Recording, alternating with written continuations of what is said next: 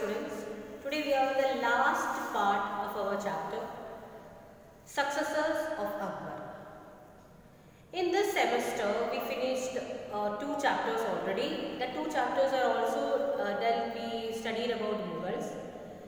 We started with Babur, then Humayun and then Akbar. And in this chapter we started with Jahangir, and now the two important Mughal rulers is remaining are Shah Jahan and Aurangzeb. So in the second part of the video you can see a PowerPoint presentation which is given in a detailed form because so many important points and years you have to remember. So it is given in a detailed way. So here I will start an introduction in a very short manner. Okay. So let's start with the chapter. First we will see Shah Jahan. He ruled from 1628 and 1657 till 1657 he ruled. And he was famous in history because of his contribution in art and architecture. He was also called as an engineer ruler. He built so many buildings like Taj Mahal, Jama Masjid, Moti Masjid, Red Fort, etc. So in this chapter, the most important theme or thing which you have to study is about some of his important buildings and his architectural forms which was followed by him. Taj Mahal, and where it's a tomb built by Shah Jahan for his wife Mumtaz Mahal, and it is also a mausoleum or the place where the dead bodies of Shah Jahan and his wife is kept. So a mausoleum means where their dead bodies are buried. So it is a mausoleum of Shah Jahan and Mumtaz Mahal. And about Red Fort and some important monuments built by him, and about the Peacock Throne. So very less portion or less details are given about Shah Jahan. The most important thing is his tenure, his term, and about some of his important monuments. Now we will move to the next part, that is Aurangzeb. Aurangzeb is given in a little bit detail. And here Aurangzeb is considered as the last of the Mughal rulers. We cannot say that he is the last ruler, but when we study about the Mughal rulers, he is considered as the greatest of all these rulers because so many things he ruled for about 50 years and so many things introduced by him make him very popular. And along with that, when we see the next side of Aurangzeb, we can see that he was a ruler who was cruel. At the beginning stages he was very good. He was lenient towards every person, every Rajputs and other rulers. But later he staged his activities. He started taking strict action against peasants and he started fighting with Rajputs. Like that he became in place of becoming famous, he became a notorious ruler in the later stages. So we can say that he was a ruler who ruled the maximum term. He ruled for about 50 years. And his rule, while he was ruling his empire also, it was also divided into two parts. The first part he ruled from Delhi for about 24 years, and in Deccan region he ruled about 26 years. He stayed in Deccan region in the second phase of his life and ruled for about 26 years. So altogether he ruled for about 15 years. So we can see the term or from when he started ruling. He ruled from 1658 to 1707, about 50 years, approximately 50 years. And about the wars he fought in North India.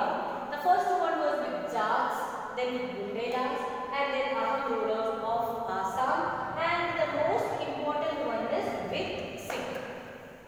These three fights, the first two are with the peasants, and mainly he fought with them because he increased the tax and these people revolt against him.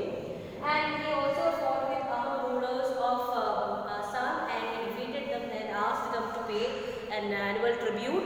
And then when we talk about Sikh, this was a main fight fought by him, and some changes happened in this Sikh community during this time. He asked the 9th Sikh Guru, Guru Tej Bahadur, to accept Islam, and the fight started from there. When he denied, he was beheaded, and then his son Guru Gobind Singh, he accepted or he became the next Sikh Guru or the 10th Sikh Guru. He called the people or the Sikh to become a martial group, and they were called as Khalsa, and they were baptized with dagger stirred water. And then after that they started fighting with Aurangzeb, and they become a bitter enemy of Aurangzeb. So this details about this is given in the second part, so I am not going in detail in that. Now we will see the Deccan policy. After living here for about 20-24 years, he left this place and he went to Deccan region to crush the power of the Deccan rulers. He defeated many rulers and then he lived there for about 26 years fighting with the rulers there.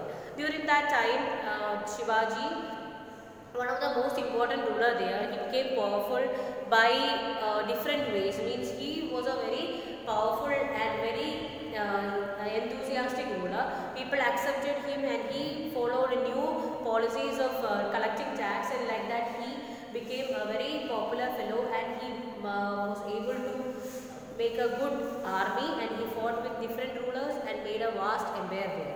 And then Aurangzeb and Shivaji, they started fighting with each other. For many years this war continues. Now what are the causes for the decline of Mughal Empire? That is the next topic which we have to discuss about. There are so many reasons are there that made this Mughal Empire weak. The first one is constant fight, and next one is making this magnificent buildings, construction. All these things weakened the empire, and the next one is the successors were comparatively weaker than their fathers or their grandparents. That is also another reason for that. And then there is distrust was there. Then they were not, most of the rulers were not tolerant. Some of them were like fanatic or religious fanatic, like that. So many reasons were there that destroyed this empire. So this is all about the chapter. This is here we wind up the history chapter. And now the next part you can see the detailed summary of this chapter. And then only one chapter is remaining, that is directive principles, that will be taught in the next coming class. Okay children, let us continue with the summary of this topic. In the first part of this chapter we have discussed about Jahangir, and in this part we will discuss about Shah Jahan and Aurangzeb. Shah Jahan, his original name is Shihabuddin Muhammad Khurram. We usually call him as Khurram, and this name means joyful. This name was given to him by his grandfather Akbar. He was also known as an engineer king because he built so many buildings. He is famous because of the buildings built by him, like Taj Mahal, Red Fort, Jama Masjid, etc. Now let's study about him. Shah Jahan. Shah Jahan succeeded the Mughal throne in 1628 and ruled till 1657. He faced tough resistance from his brothers and from Bundelkhand and from the Deccan region. During the reign of Shah Jahan, the Portuguese, who had set up a factory at Hooghly in Bengal, began to create problems. They started piracy in Bay of Bengal, extracted heavy duty from Indian traders, and indulged in slave trade. Shah Jahan defeated the Portuguese and seized Hooghly. Shah Jahan's contribution to art and architecture. This is the most important part of our chapter. Shah Jahan's reign has been described as the golden period of art and architecture, and he was also called as an engineer ruler. The most impressive of the buildings constructed by him is Taj Mahal at Agra. It's a mausoleum of his wife, Mumtaz Mahal. Now, what is this mausoleum? Mausoleum is the place where the dead bodies are buried, like a tomb. It is a tomb of his wife. So, after her death, he built a tomb for her, and where we can see the mausoleum of Shah Jahan and his wife, Mumtaz Mahal. The two famous mosques built by him, Moti Masjid at Agra and Jama Masjid in Delhi. He shifted his capital from Agra to Shahjahanabad after the death of his wife. Very important, he shifted his capital from Agra to Shahjahanabad. He built Red Fort, Diwani-am, Diwani Khas, Rang Mahal, and the famous Peacock Throne. Now, what is this Diwani-am and Khas? The place where he met the public is called Diwani-am, and the hall, a ceremonial hall for his private audience or for his officials, we call it as Diwani Khas. In 1739, the Peacock Throne was and the famous Kohinoor diamond were carried away by Nadir Shah, a Persian invader. Shah Jahan himself was a great scholar who could converse in Persian, Turkish and Hindi. He knew 3 languages: Persian, Turkish and Hindi. During his reign, fine arts like music, dance, painting, etc. made great progress, and for encouraging the artists, he gave them liberal grants and aid. So this is what we have to study about Shah Jahan, the main buildings built by him, and some like Taj Mahal, Red Fort, etc. can be asked as a picture study. And then along with that, what are the important things which he have done during that time, and about the Peacock Throne. And now let's see some images of the buildings built by him: Taj Mahal, Red Fort, Jama Masjid, Moti Masjid, etc., which is built by him. Now we will move to the next part, that is Aurangzeb. The last years of Shah Jahan's reign was marked by a bitter war of succession among his 4 sons. And these 4 sons were constantly at fight with each other for getting the power. Their names are Dara, Murad, Aurangzeb and Shuja. These prince used to fight for getting power. Finally, Aurangzeb succeeded. He became victorious. He defeated his brothers, and after imprisoning his father Shah Jahan in Agra Fort, he became the ruler. He took the title Alamgir, or the conqueror of the world, and he became the ruler. In the war of succession, his 3rd son became victorious and he became the ruler in 1658. The Shah Jahan's 3rd son Aurangzeb became the ruler. And the title taken by him is Alamgir, which means conqueror of the world. He ruled for about 50 years till 1707. Extent of his empire. Mughal Empire became the largest state India had ever seen. It became the largest state. That means most of the places was under their control. By the end of 17th century, it extended from Kashmir in the north to Jinji in the south, and from Hindu Kush in the west to Chittagong in the east. Aurangzeb's long reign is divided into 2 parts. First part is from 1658 to 1680, and the second part is from 1681 to 1707. In the first part, he remained in North India and crushed the revolts. And in the second half, he lived in Deccan region, spending most of his time in crushing the powers of Marathas. So, his reign, that 50 years, can be divided into 2 parts. Revolts in North India. The first to rise in revolt against the Mughal government was the Jats of Agra, Delhi region in 1669. The Bundelas, under the leadership of Champat Rai and Chatarsal, rose in Bundelkhand. In the northeast frontier, the Ahom rulers of Assam challenged the Mughal authority by expelling the Mughal from Guwahati.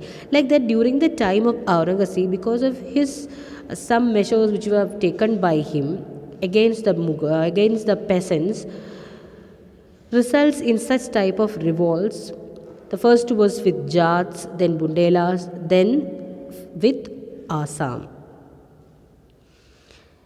The conflict between Aurangzeb and Sikh, it is considered as one of the important incidents which happened during the time of Aurangzeb. When Aurangzeb started the policy of religious intolerance, the 9th Sikh Guru, Guru Tej Bahadur, protested against him. Aurangzeb arrested and beheaded him. Beheaded him means he cut his head and killed him. This provoked the people of Punjab. After the death of Guru Tej Bahadur, his son Guru Gobind Singh, the 10th Sikh Guru, turned the Sikh into a martial race called Khalsa. So it's very important. The 10th Sikh Guru, Guru Gobind Singh, he turned Sikhs into a martial group called Khalsa. All the members of the Khalsa was baptized with water stirred with a dagger. After that, they were known as Singh or the Lion. Rajput policy of Aurangzeb. During the early years of his reign, Aurangzeb gave great value to his alliance with Rajputs. He tried to secure the active support of Rajputs and gave them high mansabs. Later, Aurangzeb came in conflict with Mewar and Marwar, the two major kingdoms of Rajasthan. The war was fought to acknowledge Jaswant Singh's posthumous son, Ajit Singh. What is posthumous? Posthumous means a son born after the death of his father. Means when his mother was pregnant, his father died, and he was born after his father's death. So Jaswant Singh, Ajit Singh, was born after his father's death as his successor, and war continued till 1698, and Ajit Singh was recognized as the ruler of Mewar. Means it was a fearless fight between the Rajputs and Aurangzeb. It was for confirming or giving the power to Ajit Singh, or accepting him as their ruler, because he was born as a posthumous son. So Aurangzeb denied his authority, or he was not allowed to become his father's successor. So the war continued till Ajit Singh acquired, or he was recognized as the ruler of Marwar. Next one is Deccan policy of Aurangzeb. Marathas became a great force in the Deccan under the leadership of Shivaji. Aurangzeb spent his last 26 years in Deccan, and he annexed Bijapur in 1685 and Golconda in 1687. The Marathas mastered the tactics of guerrilla warfare and defeated the local rulers and the Mughals.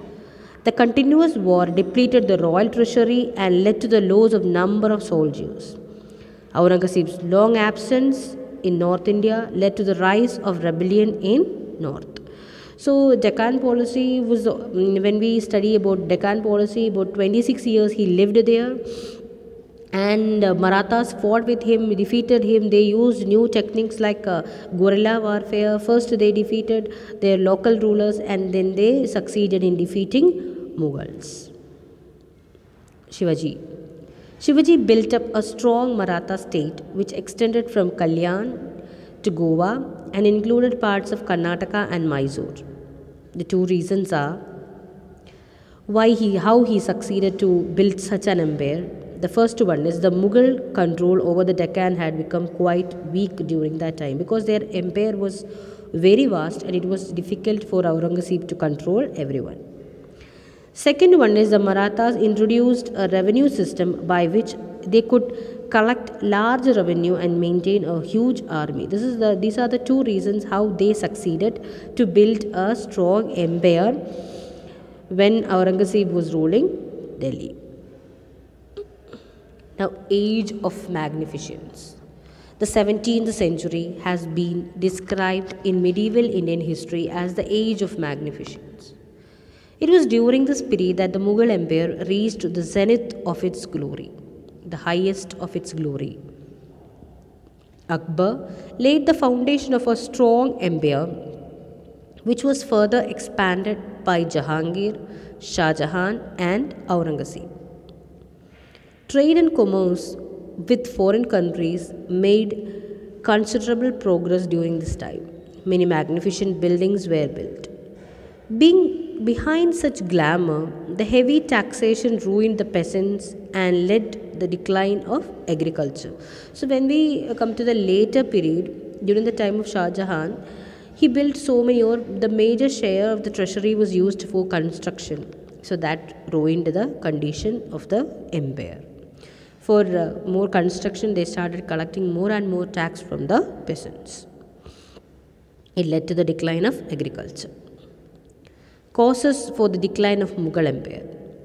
The causes are: Aurangzeb gave up Akbar's policy of diplomacy and religious tolerance. This is one of the important and the most important thing. Means he gave up the policy of diplomacy and religious intolerance, or he became a religious intolerant person.